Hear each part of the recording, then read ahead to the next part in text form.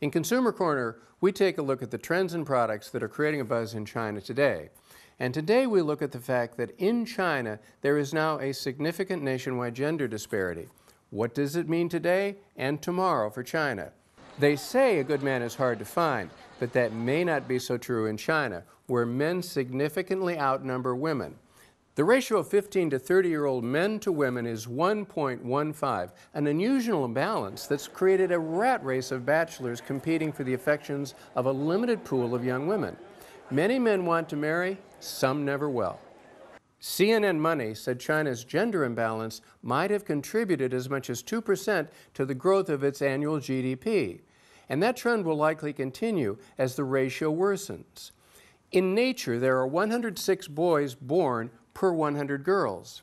From the mid-1980s, however, increasing availability of ultrasound and a strict family planning policy led to many gender-specific abortions in China, and gradually toward a more skewed sex ratio, 1.15 boys to girls in 2000 and about 1.20 in 2005. When the cohort born in 2005 grows up, roughly 1 out of every 6 men will not find a bride. Males the age of 25 and below in China who will never marry number 30 million, greater than the entire female population of Canada. Partly due to uneven enforcement of the family planning or one-child policy, there is some skew in these figures, with ratios as high as 1.30 boys to girls in some areas of China. Since this imbalance surfaced in 2002, women increasingly may cherry-pick their mates, and it is assumed that a contending suitor has at least the down payment on a home. This breeds fierce competition among males, and having wealth is extremely important in the Chinese marriage market. Wealth, such as housing, improves one's odds of leading a nested and mature life. A Chinese man will lose his proposal if he cannot say, "I do," when she pops the question, "Do you own a home?"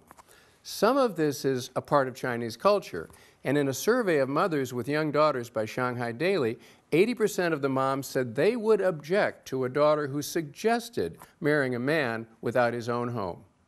So it came to be that China's bachelors helped drive its growing housing market.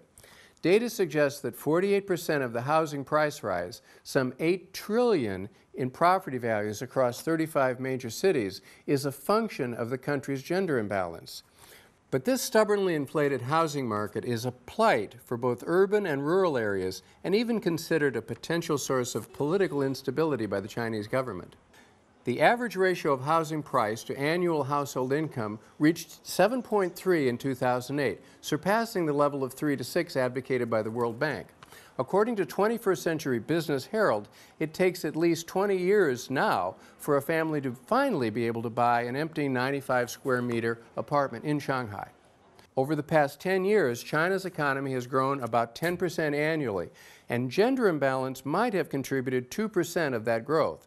Investors often speculate on how long China can grow at such a fast pace and whether it is in for a hard landing. Yet the country's demographic kink could offset future slowdowns. Over the next 10 years, the gender disparity will rise to 1.2 men per woman, one of the many unintended consequences of China's 3-decade-old policy limiting couples to 1 child, in a culture where parents favor males over females. These findings, linking soaring housing prices to the gender disparities, triggered plenty of online chatter. The concept found traction with many Chinese netizens. One Weibo user wrote, "Men outnumbering women implies women of marriageable age are in short supply, and guys have to be better in many ways to get a wife. In China, a woman asks for at least a home before tying the knot, which really makes good sense." Many posters felt that the one-child policy and a cultural bias toward having a son are the driving forces behind the lopsided gender ratios and soaring home prices. A skeptical poster wrote, "So, will price drops in the housing market be waiting for the abolishment of family planning? Or should we look for housing prices declining by offering 100,000 RMB to those who have daughters?" One netizen made a joke, quote, "Are these findings advice to the government that male compatriots seeking for partners of their own sex should be encouraged? Maybe there should be legislation promoting gay marriages." One voice of dissent wrote, "This just sounds too far-fetched."